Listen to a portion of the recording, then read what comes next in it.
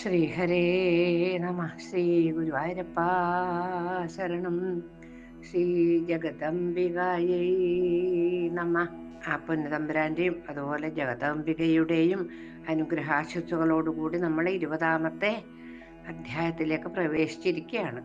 വാസുദേവ അംശാംശാവതാര കഥകൾ. അംശാവതാരം, അംശാംശാവതാരം, അംശാംശാംശാവതാരം. അതിൽ നമ്മളൊക്കെ പെട്ടു. ഏത് അംശ അംശ അംശ അംശാവതാരം. അങ്ങനെ കുറെ അംശങ്ങൾ നമ്മളിൽ ലേശിത്തിരി ഉണ്ടാവില്ലേ ഭഗവാന്റെ ഒരു അംശം. അതുകൊണ്ടല്ലോ നമ്മളെങ്ങനെ എഴുന്നേറ്റ് നടക്കവും പാടവും ചിരിക്കും ഒക്കെ ചെയ്യുന്നത്, നാമം ജപിക്കുകയൊക്കെ ചെയ്യുന്നത് ആ ചെറിയൊരംശം നമ്മളിൽ ഉള്ളത് കൊണ്ടാണ്. അങ്ങനെയുള്ളൊരു അംശാവതാരാണ് ഇന്നിപ്പം വർണ്ണിക്കുന്നത്. കുരുക്ഷേത്രത്തിൽ വെച്ചും പ്രഭാസ തീർത്ഥക്കരയിൽ വെച്ചും യോഗമായ എപ്രകാരമാണ് ശത്രു നിഗ്രഹം ചെയ്ത് ധരയുടെ ഭാരം തീർത്തതെന്ന് പറയാം. മഹാമായ പ്രഭാവം കൊണ്ടും ഭൃഗുശാപം കൊണ്ടും യദുകുലത്തിൽ ഭൂമിയുടെ ഭാരം തീർക്കാനായി ശ്രീഹരി ജന്മമെടുത്തു. ബ്രഹ്മാവിഷ്ണു രുദ്രന്മാരെ പോലെ നട്ടം തിരിക്കുന്നവൾ ത്രിഗുണത്തോടുകൂടിയ സാധാരണക്കാരെ അവളുടെ ചെയ്തിയിൽ നട്ടം തിരിക്കുന്നതിൽ അത്ഭുതമില്ലല്ലോ, ഒരത്ഭുതവും ഇല്ല. ഈശ്വരന്മാരെ തന്നെ നട്ടം തിരിക്കുന്നാന്ന് പറയുന്നത്. അതിലും കഷ്ടമില്ലല്ലോ സാധാരണക്കാര് ചെയ്യുന്നത്. വളരെ ദുഷ്കരമായ ഗർഭവാസം സാമർഥ്യമുള്ള ആ പരാശക്തി വിഷ്ണുവിനും നൽകി. പണ്ട് രാമാവതാരത്തിൽ ദേവന്മാരെ കുരങ്ങകളായി ജന്മമെടുപ്പിച്ചു. ഞാൻ എന്റേതെന്ന മമതാബന്ധം വെച്ച് പുലർത്തിയ കാരണം ശ്രീഹരിയും ബന്ധനായത് അങ്ങ് അറിഞ്ഞിരിക്കുമല്ലോ. ഞാൻ നിന്നും എന്റേത് എന്നുള്ളൊരു ഭാവം ഭഗവാൻ ഉണ്ടായിരുന്നു എന്നാണ് പറയുന്നത്. നമുക്കതിനെ കുറിച്ചൊന്നും അറിവില്ലല്ലോ. നിസ്സംഗരായ യോഗികളും മോക്ഷേഷ്ടുക്കളും ഭോഗങ്ങളെ കാക്ഷിക്കുന്നവരും ആ ലോകമാതാവിനെ തന്നെ ഭജിച്ചു കൊണ്ടിരിക്കുകയാണ്. ആ ദേവിയിൽ ഭക്തിയുടെ ചെറിയ അംശമെങ്കിലും ഉണ്ടായാൽ മുക്തനാവാത്തവർ ആരുമില്ല. അതുകൊണ്ട് തന്നെ എല്ലാവരും ആ ദേവിയെ തന്നെ ഭജിക്കുന്നു. അമ്മേ എന്ന് ഉറക്കെ വിളിച്ചാൽ ദേവി എന്തും സാധിച്ചു തരും. ഏത് സങ്കടത്തിൽ നിന്നും ആ മഹാമായ നമ്മളെ രക്ഷിക്കാതിരിക്കില്ല എന്ന് പറയണു. വിദ്യ എന്നും അവിദ്യ എന്നും 2 രൂപം ദേവിക്കുണ്ട്. വിദ്യയാൽ മുക്തിയും അവിദ്യയാൽ ബദ്ധതയും ഉണ്ടാകുന്നു. ബ്രഹ്മാദികൾ പോലും ആ ജഗദംബയുടെ ചൊൽപ്പടിക്ക് നിൽക്കുന്നവരാണ്. മൂക്കുകയറിട്ട പോലെ ആ ദേവിയുടെ നിയന്ത്രണത്തിലാണ് സമസ്ത ലോകങ്ങളും. പിടിച്ചാല് ഇടത്തോട്ടും വലത്തോട്ടും തിരിയാനാവില്ലല്ലോ. ദേവന്മാർ പോലും കാലമാകുന്ന കയറാൽ കടപ്പെട്ടിരിക്കുകയാണ്. ദേഹമുള്ളവർക്കൊക്കെ സുഖവും ദുഃഖവും സ്വാഭാവികമാണ് താനും. അമരന്മാര്, നിർജ്ജരന്മാര് എന്നൊക്കെ ദേവന്മാരെ പാഴ്ത്താറുണ്ട്. അതൊക്കെ വെറും പര്യായങ്ങൾ മാത്രമാണ്. ഉൽപ്പത്തിയും സ്ഥിതിനാശങ്ങളും ഉള്ളവരെ വിബുദ്ധന്മാർ എന്ന് പറയാൻ സാധിക്കുമോ? കരയിലെ ജീവികളും ജലജീവികളും വളരെ കുറച്ചു സമയം മാത്രം ജീവിക്കുന്നു. അവരുടെ ജീവിതം ക്ഷണികമല്ലേ. ആയുസ്സൊടുങ്ങിയാൽ അമരന്മാര് മരിക്കുന്നവർ തന്നെയാണ് എന്നാണ് പറയുന്നത്. അപ്പം അമരന്മാര് എന്താണ്, വിബുദ്ധന്മാർ എന്നവരാ പറയേണ്ട ആവശ്യമില്ല എന്നാണ് പറയുന്നത്. മനുഷ്യന്മാർക്ക് ആയുസ് 100 കൊല്ലമാണെങ്കിൽ ദേവന്മാർക്ക് 10,000 കൊല്ലമാണെന്ന് പറയുന്നു.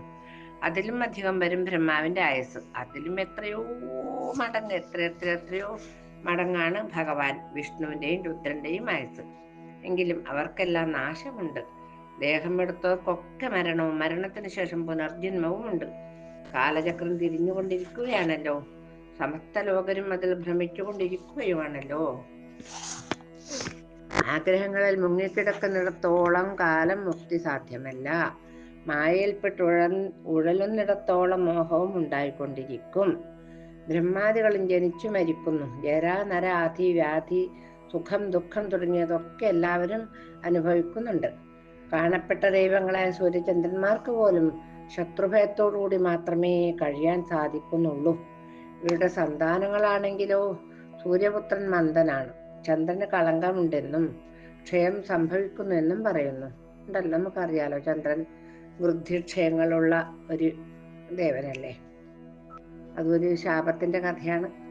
മഹാന്മാർക്ക് പോലും വിധിയെ തടുക്കുവാൻ കഴിയുകയില്ല. സൃഷ്ടാവും വേദജ്ഞനുമായ ബ്രഹ്മാവ് പോലും പുത്രിയെ സരസ്വതിയെ കണ്ട് മനസ്സ് ഭ്രമിച്ചില്ലേ.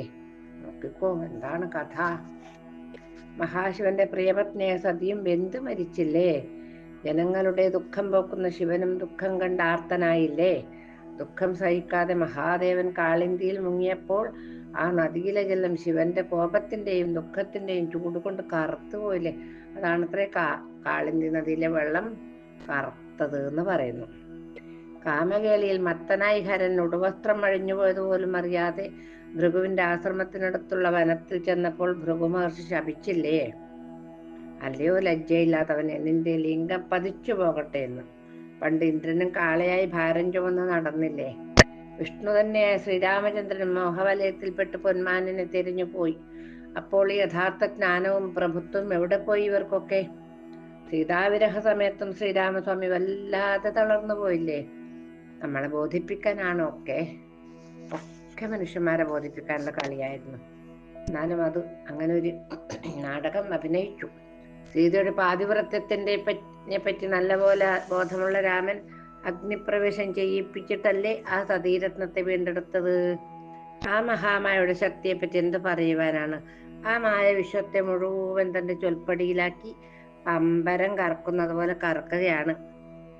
ഭഗവാൻ ഹരി ശാപം കാരണം ദേവിയുടെ ഇച്ഛക്കനുസരിച്ച് പല അവതാരങ്ങളും എടുത്തു. ഇനി ദേവന്മാരുടെ കാര്യസാധ്യത്തിനായി ഹരി ഭൂമിയിൽ ശ്രീകൃഷ്ണനായി ജനിച്ച കഥ ഞാൻ പറയാം. പണ്ട് പണ്ട് കാളിന്തി നദിയുടെ തീരത്ത് മധുവനം എന്നൊരു സ്ഥലമുണ്ടായിരുന്നു. അവിടെ മധു എന്ന അസുരന്റെ പുത്രനായി ബലിഷ്ഠനും പരാക്രമിയുമായ ലവണാസുരൻ വസിച്ചിരുന്നു. വരപ്രസാദത്താൽ അഹങ്കാരിയായ അവൻ മഹർഷിമാരുടെ യാഗങ്ങളൊക്കെ മുടക്കി ഉപദ്രവിക്കുമായിരുന്നു. ലവണാസുരൻ. ആ അസുരനെ ശത്രുഘ്നൻ യുദ്ധത്തിൽ തോൽപ്പിച്ച് ആ പട്ടണത്തെ മനോഹരമാക്കി മധുര എന്ന പേരും നൽകി. ശത്രുഘ്നൻ തന്റെ സുന്ദരന്മാരായ 2 മക്കളെയും രാജ്യഭാരം ഏൽപ്പിച്ച് സ്വർഗലോകം അണയുകയും ചെയ്തു. സൂര്യവംശം ക്ഷയിച്ച സമയത്ത് മധുരാപുരി യയാതി രാജാവിന്റെ മക്കളുടെ അധീനത്തിലായി. ആ സമയത്ത് ശൂരസേനൻ എന്ന പേരുള്ള അത്യന്തം പരാക്രമിയായ ഒരു രാജാവ് മധുര രാജ്യം കൈയടക്കി ഭരിച്ചു. ശൂരസേനൻ. വരുണശാപം കൊണ്ട് കശ്യപ മഹർഷി വസുദേവൻ എന്ന പേരിൽ ശൂരസേന പുത്രനായി ജനിച്ചു. പിതാവിന്റെ വിയോഗത്തിന് ശേഷം വസുദേവൻ പശുപരിപാലനം ഏറ്റെടുത്തു. അതിനാൽ ഉഗ്രസേനൻ രാജാവായി. അദ്ദേഹത്തിന്റെ മകനാണ് കംസൻ എന്ന് പറയപ്പെടുന്നു. ശരിക്കും കംസന്റെ അച്ഛൻ ഇദ്ദേഹമല്ല. കശ്യപ പ്രജാപതിയുടെ പത്നി അതിഥിയും വരുണശാപത്താൽ ദേവകന്റെ പുത്രിയായി ദേവകി എന്ന പേരിൽ ജനിച്ചു. മഹാനായ ദേവകൻ തന്റെ പുത്രിയെ വസുദേവന് വേളി കഴിച്ചു കൊടുത്തു. വസുദേവൻ ദേവകീ ദേവി വിവാഹം കഴിച്ചു കൊണ്ടുവരുമ്പോൾ കേട്ടില്ലേ ആകാശത്തിൽ നിന്നൊരു അശരീരി? എന്താ അത്? കംസ, ദുഷ്ട, ഈ ദേവകിക്ക് ജനിക്കുന്ന 8ാമത്തെ മകൻ നിന്നെ വധിക്കോട്ടോ. ഈ അശരീരി കേട്ട് കംസൻ അത്ഭുതപ്പെട്ട് ചിന്തിച്ചു. ഇനി എന്താണ് ചെയ്യേണ്ടതെന്ന് ചിന്തിച്ച് കംസൻ പരിഭ്രാന്തിയിലായി. അപ്പോ അതുവരെ അനുജത്തിന്റെ തേര് സ്വയം തെളിച്ചുകൊണ്ടും ചിരിച്ചുകൊണ്ടും ഉല്ലസിച്ചുകൊണ്ടും പോവുകയായിരുന്ന കംസൻ പെട്ടെന്ന് കംസന്റെ ഭാവം മാറി. കംസനായി മാറി. ഇവളിപ്പൊ തന്നെ കൊന്നാൽ എന്റെ മൃത്യു ഇല്ലാതാക്കാലോ. പൊട്ടൻ വിചാരിക്കുന്നതാണ്. അതല്ലാതെ വേറെ വഴിയൊന്നും ഞാൻ കാണുന്നില്ല. എന്നാൽ പുത്രിക്ക് സമയമായി ഈ പെൺകിടാവിനെ ഞാൻ എങ്ങനെ വധിക്കും? സ്വയരക്ഷയ്ക്ക് വേണ്ടി എന്ത് പാപവും ബുദ്ധിമാന്മാർ ചെയ്യും. പക്ഷേ സ്വന്തം പ്രാണൻ രക്ഷിക്കേണ്ടത് അത്യാവശ്യമാണ്. പ്രായശ്ചിത്തം ചെയ്താൽ പാപത്തിന്റെ ദോഷം തീരുകയും ചെയ്യും. പോരെ, വച്ചു കൊല്ല, എന്നിട്ട് പ്രായശ്ചിത്തം ചെയ്യാം. അവസാനം എന്തും വരട്ടെ എന്ന് കരുതി കംസൻ ദേവിയുടെ തലമുടിക്ക് ചുറ്റി പിടിച്ച് വാൾ ഊരി വെട്ടാൻ തുടങ്ങി. ഒരു കൈയിൽ വാളുമുയർത്തി മറ്റേ കൈ കൊണ്ട് ആ വധുവിനെ വലിച്ചിഴക്കുന്നത് കൊണ്ട് എല്ലാവരും ഉറക്കെ കരഞ്ഞുപോയി. ഇത് കണ്ട് വസുദേവന്റെ പക്ഷക്കാർ വില്ലുമെടുത്ത് യുദ്ധത്തിനൊരുങ്ങി. എല്ലാവരും ദേവകിയെ കംസനിൽ നിന്ന് രക്ഷിക്കാൻ വിടൂ ഉച്ചത്തിൽ പറഞ്ഞുകൊണ്ടിരുന്നു. കംസന്റെയും വസുദേവന്റെ ആൾക്കാരും തമ്മിലുള്ള യുദ്ധം കണ്ട് വൃദ്ധരായ യദൂത്തമന്മാർ പറഞ്ഞത് ശരിയല്ല കേട്ടോ. ഒരു മംഗളകർമ്മമല്ലേ ഇവിടെ ഇപ്പൊ നടന്നത്. ഇതിനിടയിൽ ഇത്തരം നിന്ദ്യകർമ്മങ്ങൾ ചെയ്യുന്നത് ന്യായമാണോ? ഈ പെൺകുട്ടി അങ്ങയുടെ ഇളയച്ഛന്റെ മകളല്ലേ. സ്ത്രീഹത്യ ശാസ്ത്രത്തിന് നിരക്കുന്നതല്ല. ആ പ്രവൃത്തി നിനക്ക് ദുഷ്കീർത്തിയും പാപവും വരുത്തി വെക്കുകയും ചെയ്യും. ഒരശരീരിയെ മാത്രം വിശ്വസിച്ച് അറിവുള്ള നീ ഇപ്രകാരം പ്രവർത്തിക്കാമോ? നിനക്കും വസുദേവനും ശത്രുവായ ഒരുവൻ ഒളിച്ചിരുന്ന് ഈ വാക്കുകൾ പറഞ്ഞതായിരിക്കില്ലേ? ഒന്ന് ആലോചിച്ചു നോക്കൂന്നാ പറഞ്ഞത്. നിനക്കും നിന്റെ സഹോദരിക്കും ദുഷ്കീർത്തി വരുത്തി വെക്കാൻ ഒരുങ്ങി ആരെങ്കിലും ചെയ്ത പ്രവൃത്തി അശരീരിയാണെന്ന് കരുതി ഭയപ്പെട്ടുവോ കംസ? എന്തായാലും ഈ മംഗളാവസരത്തിൽ നിന്റെ സഹോദരിയെ വധിക്കാൻ പാടില്ല എന്ന് പറഞ്ഞു വൃദ്ധരായ ആൾക്കാർ. യാദവന്മാരുടെ സാരോക്തികളൊന്നും കേൾക്കാൻ കംസൻ തയ്യാറായില്ല. അത് കണ്ട് സത്യസന്ധനും നീതിജ്ഞനുമായ വസുദേവൻ കംസന്റെ അടുത്ത് വന്ന് പറഞ്ഞു, കംസ, ഞാനിതാ സത്യം ചെയ്യുന്നു, ദേവകി പ്രസവിക്കുന്ന എല്ലാ കുട്ടികളെയും ഞാൻ നിന്റെ കയ്യിലെത്തിക്കാം. ഞാൻ എന്തെങ്കിലും തരത്തിൽ സത്യഭംഗം ചെയ്യുകയാണെങ്കിൽ എന്റെ പൂർവന്മാരൊക്കെ കുംഭീഭാഗം എന്ന നരകത്തിൽ പോയി പതിക്കട്ടെ. അത്ര വലിയ സത്യവാനാണ് ഇദ്ദേഹം. സത്യവ്രതനായ വസുദേവരുടെ സത്യം കേട്ട് പൗരന്മാരെല്ലാം അഭിനന്ദിച്ചു. അവർ പറഞ്ഞു, വസുദേവൻ അസത്യം പറയുകയില്ല, വേഗം ആ പെൺകുട്ടിയെ വിട്ടുകൊടുക്കൂ, സ്ത്രീവധം പാടില്ല കംസ. മഹാന്മാരായ ദൂർധന്മാരുടെ വാക്ക് കേട്ട് കംസൻ ദേഷ്യം ഉപേക്ഷിച്ചു. വസുദേവരുടെ ശപഥം കേട്ട് കംസൻ സന്തോഷവാനായി. ആ സമയത്ത് ആകാശത്ത് നിന്ന് ദ്വന്ദ്വഭിഘോഷങ്ങൾ മുഴങ്ങി. വിവാഹ ഘോഷയാത്രയിലുള്ളവരെല്ലാം ജയ ജയ ശബ്ദം മുഴക്കി. സാമവാക്യങ്ങൾ കൊണ്ട് കംസനെ സന്തോഷിപ്പിച്ച് ശൗരി തന്റെ പത്നിയെ കംസനിൽ നിന്ന് വിടുവിച്ച് തന്റെ ഭൃത്യന്മാരോടും നവോഢയായ പത്നിയോടും കൂടി സ്വന്തം ഗൃഹത്തിലേക്ക് ആശ്വാസത്തോടെ മടങ്ങി. കംസന് സന്തോഷിക്കലും സങ്കടപ്പെടലും എളുപ്പമാണ്. ദുഷ്ടന്മാരുടെ സ്വഭാവമല്ലേ അത്. പെട്ടെന്ന് സന്തോഷിക്കും, അതുപോലെ പെട്ടെന്ന് ദേഷ്യം വരും ചെയ്യും. അങ്ങനെ വസുദേവന്റെ അംശാവതാര കഥയാണ് ഇവിടെ 20ാമത്തെ അധ്യായത്തിൽ നമ്മൾ വർണ്ണിച്ചത്. ഇനിയോ ദേവകിക്കുണ്ടാവുന്ന പുത്രന്മാരൊക്കെ കംസൻ കൊല്ലുന്ന ഭാഗം. ദേവകി പുത്രന്മാരുടെ വധമാണ് ഇനി വർണ്ണിക്കുന്നത്. വസുദേവനും ദേവകി ദേവിയും വസുദേവന്റെ ഗൃഹത്തിൽ താമസിക്കുന്നതിനിടയിൽ ദേവകി ഗർഭിണിയായി. 10 മാസം കഴിഞ്ഞപ്പോൾ ദേവനാരി സമാനയായ ദേവകി ദേവി സുന്ദരനായ ഒരു കുമാരന് ജന്മം നൽകി കേട്ടോ. സത്യവ്രതനായ വസുദേവൻ എന്ത് ചെയ്തു എന്നോ, താൻ കംസനോട് ചെയ്ത പ്രതിജ്ഞയെ ഓർത്തുകൊണ്ട് പത്നിയായ ദേവകി ദേവിയോട് പറഞ്ഞു, പ്രിയേ, ദേവി പ്രസവിക്കുന്ന എല്ലാ കുട്ടികളെയും കംസന് സമർപ്പിക്കാമെന്ന് പറഞ്ഞത് ഓർമ്മയില്ലേ? അതുകൊണ്ട് കുഞ്ഞിനെ ഇങ്ങോട്ട് തരൂ, ഞാൻ എന്റെ സത്യം പാലിക്കട്ടെ എന്ന് വസുദേവര് പറഞ്ഞു. അമ്മക്ക് അങ്ങനെ കൊടുക്കാൻ പറ്റുമോ? ദേവകി വസുദേവരോട് പറഞ്ഞു, സ്വാമിൻ, പാപകർമ്മങ്ങളുടെ പരിണത ഫലങ്ങൾ, തപസ്, ദാനം തുടങ്ങിയ പ്രായശ്ചിത്ത കർമ്മങ്ങളെ കൊണ്ട് ക്ഷയിപ്പിക്കാൻ സാധിക്കയില്ലേ? പാപം ചെയ്യുന്നവർ പ്രായശ്ചിത്ത കർമ്മങ്ങൾ കൊണ്ട് പാപവിമുക്തരാവുമെന്ന് ധർമ്മശാസ്ത്രങ്ങൾ രചിച്ച യാജ്ഞവൽക്യാദി മുന്മാർ പറഞ്ഞിട്ടുണ്ടല്ലോ എന്ന് പറഞ്ഞു. അതൊന്നും പോത്തിന്റെ ചെവിയിൽ വേദം ഓതിയിട്ട് കാര്യമില്ല ദേവകി എന്നാണ് വസുദേവര് പറയുന്നത്. സ്വർണം അപഹരിക്കുന്നവൻ, ബ്രഹ്മഹത്യാപാപം ചെയ്യുന്നവൻ, മദ്യപൻ, ഗുരുതൽപകൻ തുടങ്ങിയവരൊക്കെ ദ്വാദശാബ്ദ വ്രതങ്ങളെ കൊണ്ട് ശുദ്ധരാവുമെന്ന് മനു തന്റെ ഗ്രന്ഥത്തിൽ എഴുതി വെച്ചിട്ടുണ്ടല്ലോ.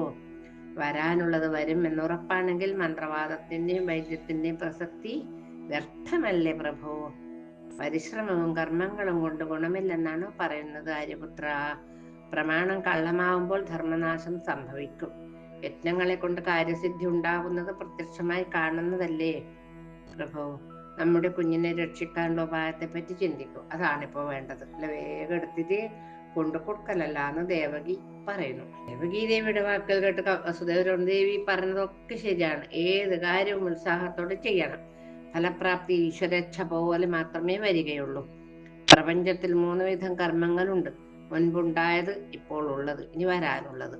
വേദങ്ങളിലും പുരാണങ്ങളിലും വേദവിത്തുക്കൾ പറയുന്നുണ്ട്, ഇങ്ങനെ 3 വിധം കർമ്മങ്ങൾ പൂർവജന്മത്തിൽ ചെയ്ത നല്ലതോ ചീത്തയോ ആയ കർമ്മങ്ങൾക്കനുസരിച്ച് ദേഹികളിൽ ബീജരൂപമായി വർത്തിക്കുന്നു എന്ന്.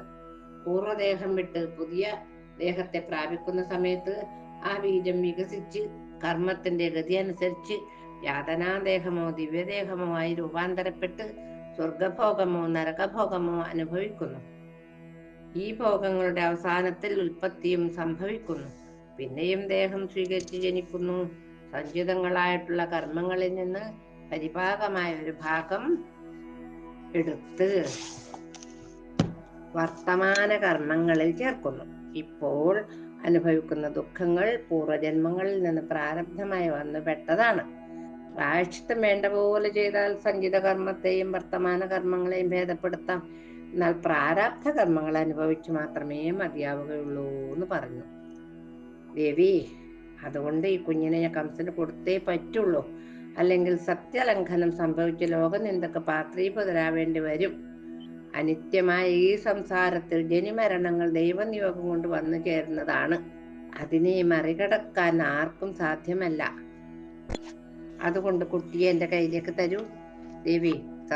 സത്യം പാലിച്ചാൽ നമുക്ക് നല്ലതേ സംഭവിക്കൂ. ഇങ്ങനെയൊക്കെ വസുദേവർ പറഞ്ഞു.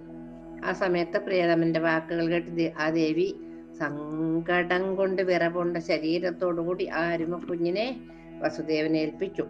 ധർമാത്മാവായ വസുദേവരാകട്ടെ കുഞ്ഞിനെയും എടുത്ത് കംസന്റെ രാജധാനിയിലേക്ക് യാത്രയായി. പാവം സത്യനിഷ്ഠനായ വസുദേവന്റെ ഈ പ്രവൃത്തി കണ്ട് എല്ലാവരും അദ്ദേഹത്തെ മുക്തകണ്ഠം പ്രശംസിച്ചു എന്ന് പറയുന്നു. വഴിനീളെ ജനങ്ങൾ പ്രശംസിച്ചു കൊണ്ടിരിക്കെ വസുദേവൻ കംസന്റെ ഗൃഹത്തിലെത്തി. ജനിച്ചധികം സമയമാവാത്ത ആ കുഞ്ഞിനെ വസുദേവൻ കംസന്റെ കയ്യിൽ കൊടുത്തു. മഹാത്മാവായ ശൈലിയുടെ ധൈര്യം കണ്ട് മന്ദഗതിച്ചും കൊണ്ട് കംസൻ പറഞ്ഞു, അങ്ങ് ധന്യൻ തന്നെ. അങ്ങയുടെ സത്യനിഷ്ഠയെ ഞാൻ അഭിനന്ദിക്കുന്നു സുഹൃത്തെ. ഈ കുഞ്ഞല്ല എൻ്റെ ഘാതകൻ, 8ാമത്തെ കുഞ്ഞാണെന്നല്ലേ പറഞ്ഞത്. അതുകൊണ്ട് അങ്ങ് ഈ പുത്രനെ തിരിച്ചു കൊണ്ടുപോയിക്കൊള്ളൂ. 8ാമത്തെ പുത്രൻ എനിക്ക് തന്നാൽ മതി എന്നും പറഞ്ഞ കുട്ടിയെ വസുദേവന് തിരിച്ചു കൊടുക്കുകയും ചെയ്തു. കുഞ്ഞിനെയും കൊണ്ട് വസുദേവൻ ഗൃഹത്തിലേക്ക് തിരിച്ചു. വലിയ സന്തോഷമൊന്നും ഉണ്ടായില്ല. എന്താ കാരണം? ദുഷ്ടനാണ്. ദുഷ്ടന്റെ സ്വഭാവം ഏത് സമയത്തും മാറിക്കൊണ്ടിരിക്കുന്ന അദ്ദേഹത്തിന് അറിയാം. കംസന്റെ ഈ പ്രവൃത്തിയെ മന്ത്രിമാരും പൗരജനങ്ങളും അഭിനന്ദിച്ചു. അതിനുശേഷം എല്ലാവരും സ്വഗൃഹങ്ങളിലേക്ക് തിരിച്ചു പോവുകയും ചെയ്തു. താമസിയാതെ വീണയും വിട്ട് നാരദര് വന്നല്ലോ. എവിടേക്ക്? കംസന്റെ മന്ദിരത്തിലേക്ക്. ദേവർഷിയെ കണ്ടതും കംസൻ ആദരപൂർവ്വം എഴുന്നേറ്റ് അർഘ്യപാദ്യാദികൾ നൽകി ആസനസ്ഥനാക്കി കുശലപ്രശ്നം ആരംഭിച്ചു. എന്നിട്ട് ചോദിക്കുകയാണ്, ദേവർഷി, അങ്ങ് എന്താണ് പെട്ടെന്ന് ഇങ്ങോട്ട് എഴുന്നള്ളിയത്? അങ്ങയുടെ വരവിന്റെ ഉദ്ദേശം പറഞ്ഞാലും എന്ന് പറഞ്ഞു. അപ്പൊ നാരദര് പറയണു, അല്ലയോ കംസ, ഞാൻ മഹാമേരുവിൽ പോയപ്പോൾ ഒരു വാർത്ത കേട്ടു. ബ്രഹ്മാദിദേവന്മാർ പറയുന്നു, ദേവകീ വസുദേവരുടെ പുത്രനായ വിഷ്ണു നിന്നെ വധിക്കാൻ ദരിദ്രയിൽ ജനിക്കുന്നുണ്ടത്രേ. അതറിഞ്ഞിട്ട് നീ എന്തുകൊണ്ടാണ് ആ കുഞ്ഞിനെ വധിക്കാതെ തിരിച്ചു കൊടുത്തത്? കംസൻ പറഞ്ഞു, ആ ശരീരിൽ കേട്ടത് 8ാമത്തെ പുത്രൻ എന്നെ കൊല്ലുമെന്നാണല്ലോ ശ്രീനാരദ മഹർഷി. അപ്പൊ നാരദര് പറയുന്നു, കംസ, രാജനീതിയെ പറ്റി നന്മ തിന്മകളെ പറ്റി നീ ഒട്ടും ബോധവാനല്ല കേട്ടോ. ദേവന്മാരുടെ മായാപ്രയോഗത്തെ കുറിച്ച് ഞാൻ എന്തു പറയാനാണ്? കുറേ അതിനെക്കുറിച്ച് വാദിച്ചു ഈ നാരദ മഹർഷി. വട്ടത്തിൽ നിർത്തിയിട്ട് ഇങ്ങനെ ഇങ്ങോട്ട് എണ്ണിയാൽ 8 ചെയ്ത് കിട്ടില്ല, ഇങ്ങനെ അങ്ങോട്ട് എണ്ണിയാൽ 8 ചെയ്താ കിട്ടുക, ഇങ്ങനെ കുറേ പറഞ്ഞ് ഇയാളെ തല തീപ്പിച്ചു. എന്നിട്ടോ പറയുന്നു, ശത്രു നിസ്സാരനാണെങ്കിലും ശൂരനായൊരുവൻ അവനെ കയ്യിൽ കിട്ടിയിട്ട് വിട്ട് കളഞ്ഞത് വിഡ്ഢിത്തം എന്ന് പറഞ്ഞാൽ പരമവിഡ്ഢിത്തല്ലേ കംസ. ഇത്രയും പറഞ്ഞ് നാരദ മഹർഷി അവിടെ നിന്ന് വീണയും വീട്ടിക്കൊണ്ട് പോവുകയും ചെയ്തു. നാരദൻ പോയതിനു ശേഷം വരാൻ പോകുന്ന വിപത്തുകളെ പറ്റി ചിന്തിച്ച് കംസൻ ഉറക്കമില്ലാതായി. പിന്നീട് കംസൻ വസുദേവനോട് കുട്ടിയെയും കൊണ്ട് വരാൻ പറഞ്ഞു. കംസൻ ആ ബാലനെ നിഷ്കരുണം പാറമേലടിച്ചു കൊന്നു. കംസന് തൽക്കാലത്തേക്ക് കുറച്ച് സമാധാനമായി. ഒന്നിനു കൊന്നുവല്ലോ. അങ്ങനെ നമ്മള് 21ാം അധ്യായം ഭഗവാന്റെയും ആ മഹാദേവിയുടെ തൃപ്പാദപത്മങ്ങളെ സമർപ്പിച്ചിരിക്കുകയാണ്. ഇനി 22ാമത്തെ അധ്യായം നാളെ നമുക്ക് പറയാം. അതിൽ പറയുന്ന ദേവന്മാരുടെ അംശാവതാര വർണ്ണനയാണ്. അങ്ങനെ അവര് ഈശ്വരന്മാരുടെ ഒരു അംശമാണല്ലോ, അത് ആണ് നാളെ വർണ്ണിക്കേണ്ടത്. നമുക്ക് ഇന്നത്തെ ഭാഗം ഭഗവത് പാദങ്ങളെ സമർപ്പിച്ച് കായേന വാചാ മനസേന്ദ്രിയേർവ ബുദ്ധ്യാത്മനാ വാ പ്രകൃതി സ്വഭാവാത് കരോമി യദ്യൽ സകലം പരസ്മൈ നാരായണായേതി സമർപ്പയാമി.